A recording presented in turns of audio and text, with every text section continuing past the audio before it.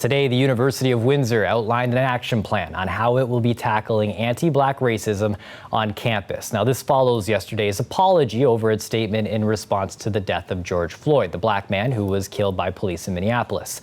That statement was criticized by numerous student groups, and now the school is vowing to take action, but reaction to that promise, well, it's mixed. The CBC's Tamina Aziz joins us live from the university's campus. Tamina, this action plan also came with an updated statement on the killing of George Floyd.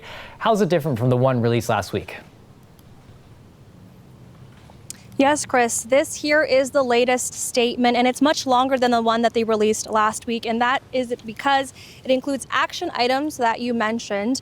The key difference here is that the statement explicitly mentions anti-Black racism, which they didn't do last week, and we know that they were criticized for not doing so. And in terms of the action plan, there are 4 measures that they want to put in place.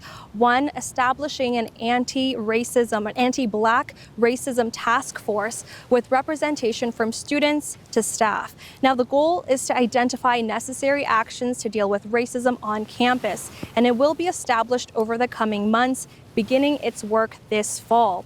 2, the university will establish a training and education framework to raise awareness around anti-Black racism. Training will be mandatory for all senior administrators and Board of Governors members. 3, the university says it will also look into a partnership with the Ontario Human Rights Commission to implement things like a racial demographic data collection framework. And lastly, it plans to work with the Office of Human Rights, Equity and Accessibility and other departments at the school to commission an external review of the university's processes, policies, and programs. Now, Tamina, you took this to leaders within the Black community who are also students at the university. What are they saying about this plan? That's right, Chris. I spoke to 2 students here at the University of Windsor, Jeremiah Bowers and Josh Lamers. Their reactions to this statement were quite different. They were both cautious, but Bowers is optimistic and Lamers was not. Bowers says this is a step in the right direction towards meaningful progress. Take a listen.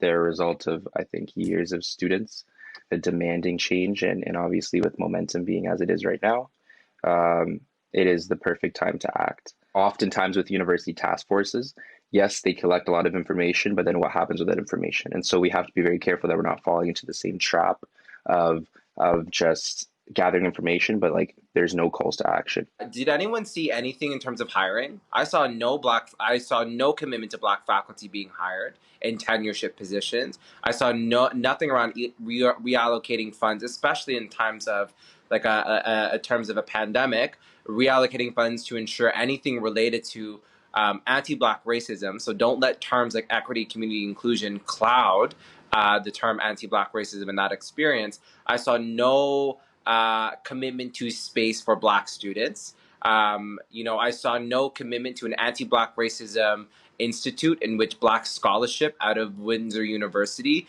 can come out of, and in which a Black student space could be housed.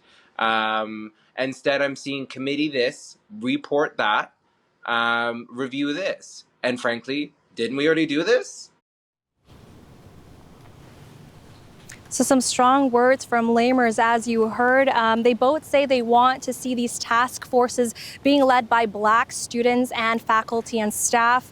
Lamers says he wants to see measures taken to protect Black faculty and staff as well, more students being hired for TA and RA positions, a complete program overhaul to rethink anti-Black racism. And he also wants to see the university stop partnering with police and rethink how security is done on campus. Chris. Thanks, Tamina. The CBC's Tamina Aziz live at the University of Windsor tonight.